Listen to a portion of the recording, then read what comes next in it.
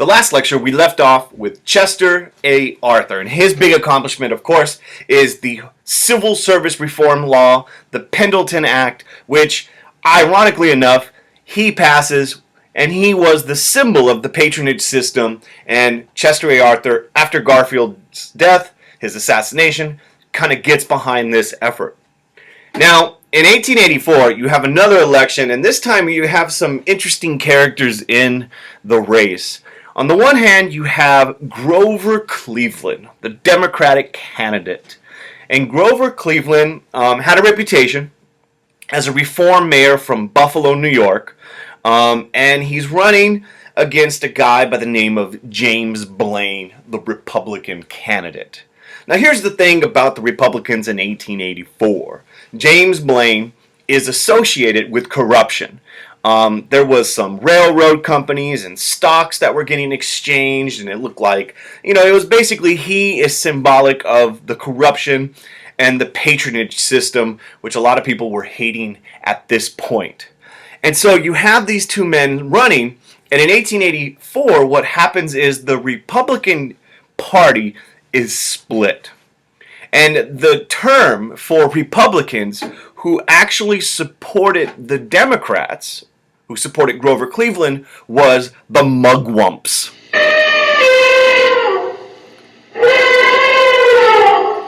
And there's the elephant sound. And the mugwumps were basically reformers within the Republican Party who would not support the candidate in 1884, which was James Blaine. And as you can see in the cartoon, the Republican Party is split. It's cut in half. And the mugwumps, are going to support Cleveland. So you have this election, and what a lot of people were worried about, and here you see James Blaine being exposed for the kind of corruption that was associated with his record in office. And if you want to have nightmares, just stare at this image for 10 seconds without blinking.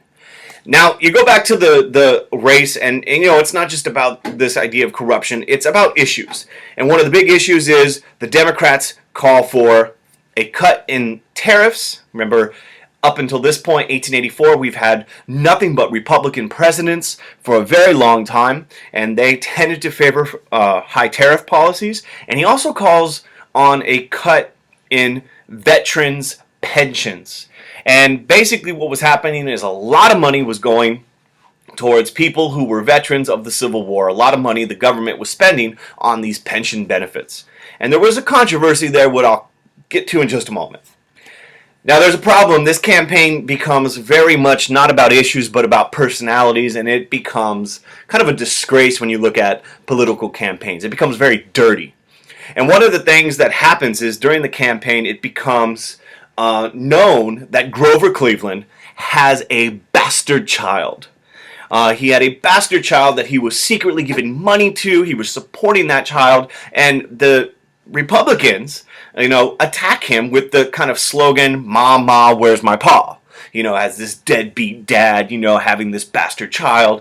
And cleverly, the Democrats respond with their own little slogan, "He's going to the White House, ha ha ha." So you have a lot of mudslinging going on in this campaign, a lot of, name calling, and the results of this election, for one, life skills moment, always CYA. Things you do now in your teenage years may one day haunt you when you want to become president or the CEO or, a Nobel Peace Prize winner. If you don't know what CYA is, Google it, children. Just things will haunt you.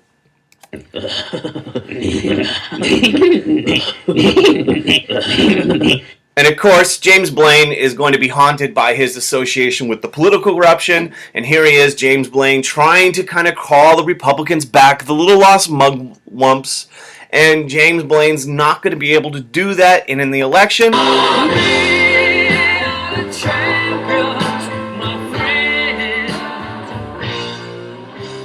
Grover Cleveland wins. In fact, this is the first time the Democrats have been in power since James Buchanan. Remember in 1856, and he was elected, and then this whole, secession starts happening, and he doesn't do a whole lot. So Grover Cleveland's in office, and, there's some questions there, right? He is a Democrat, and you'll notice what's happening here. Look at the Republican Party. Doesn't have that support that we saw in some of the other elections, partly because James Blaine was such a poor candidate, but also because of what was happening in the post-Reconstruction South. And basically, we'll get to that, but the denial of African American rights, including the right to vote. So Cleveland's in power, and there's Grover. Kind of a interesting guy. He's very passive. If any of these guys fit that image of the passive presidents of the Gilded Age, he's the dude. He believes in laissez-faire, right? The government, especially the federal government, should not meddle in the economy. Laissez-faire, we should just kind of let things be as they are. But there are two issues you need to know for the AP exam about Grover Cleveland. And the first one is that Civil War pension thing that he felt was a problem. Remember, he's a Democrat. He doesn't like huge government expenditures. And so what he decides to do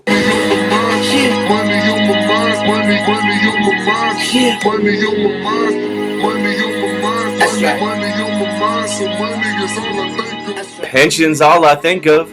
Cleveland cuts by vetoing the pension bill in 1887. He vetoes this bill, and basically what it does is it cuts the pension benefits of many Civil War veterans. Now, before you go, oh, what an evil guy, he's, taking money out of the hands of old veterans, the reality is the pension system was kind of a joke at this point. There were a lot of fraudulent claims being claimed by people who never even served in the war. There were people who were injured after the war who were claiming war injuries. There were people who were claiming to fought in the Civil War and collecting pension benefits and never even fought. So there was a whole bunch of fraud going on, and it was costing the government millions of dollars every year.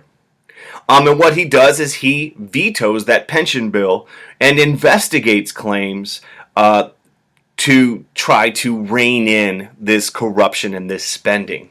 Took a lot of political courage, right? Here's a Democrat, the party of disunion in some people's minds, taking on this issue. But there were flaws in the pension system, and he vetoes it.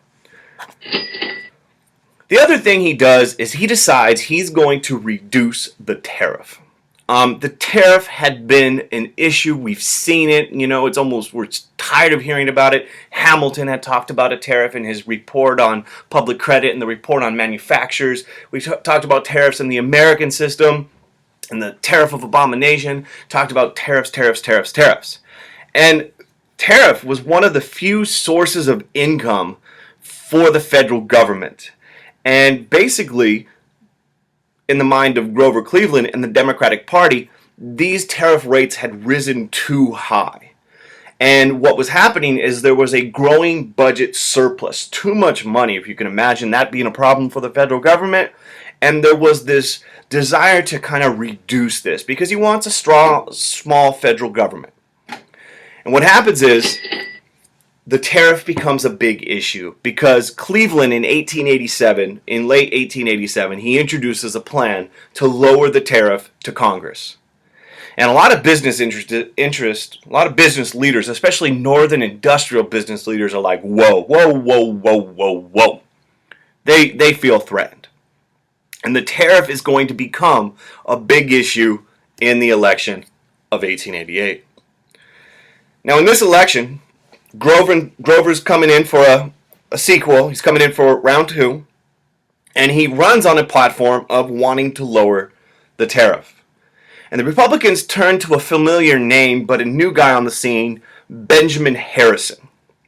And if you recognize Benjamin Harrison, you may recognize the last name because he is the grandson of the guy who gave a speech without a coat and died very, very soon after taking office, William Henry Harrison. Remember the great video we watched in class. And so you have these two men running. The Republicans are running on keeping tariff rates extraordinarily high. And what happens in this election is the tariff dominates the discussion. In fact, the Republicans try to portray Grover Cleveland as a free trade candidate, as a guy who's going to eliminate all tariffs. And by eliminating all the tariffs, it's going to ruin American business interest.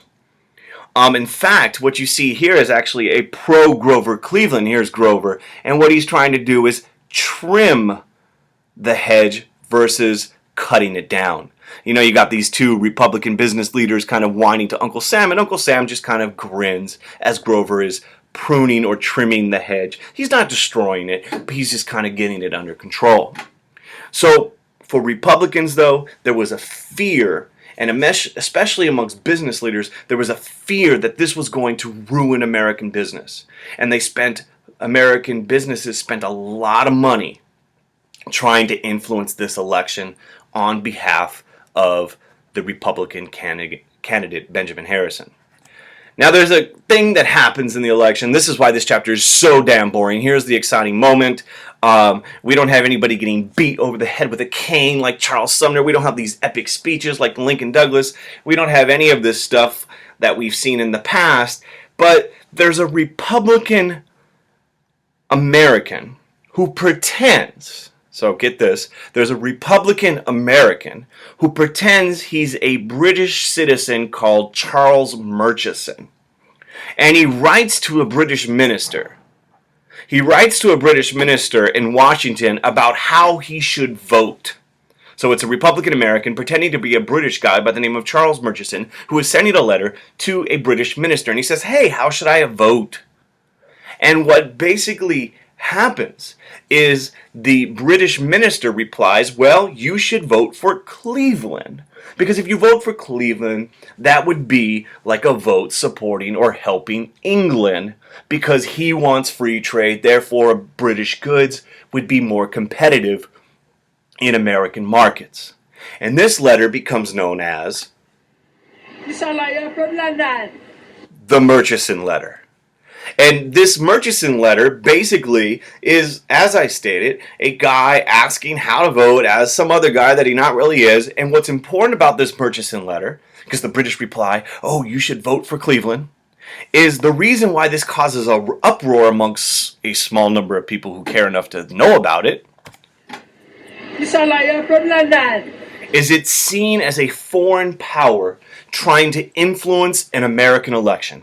Oh, look at that. Grover Cleveland is going to hurt American business. He's going to hurt American business and help out British. Therefore, we can't support this guy. And you combine that, and really the deciding factor is a lot of money supports the Republican pro-business, pro-tariff guy. The result of the election, boom, there it is. In 1888, who won? Now, as you're looking at this and going, the Bloods, the Crips, what happened? Well, if you look at it carefully, Grover got about 100,000 more votes than Harrison. He won the popular vote. But Harrison wins the election because he gets more of those electoral votes. He carries states like Pennsylvania that have 30 and New York who have 36, whereas many of these southern states or even these western states have smaller populations, therefore smaller electoral numbers. So Harrison wins. Real quickly, Harrison, okay, remember these Gilded Age guys? They don't do a whole lot. Harrison is the guy that's president during the Dawes Severalty Act. Remember that law about Native Americans making them into private citizens, giving up their land, the so-called, assimilate them into American society? It's not something that he himself champions, but it happens during his presidency. And the other thing we'll learn about in just a little bit, the Interstate Commerce Commission, which regulates railroad companies and other business entities, is passed during his administration. But once again, like many of these guys, there is a relatively hands-off policy with regard to business and industrialization. So Harrison follows that trend. He does advocate for a higher tariff. We'll get to that in a later lecture. Study, read the chapter, do your reading notes, do your IDs. If you have questions, email me, comment, like the video. See you later. Peace.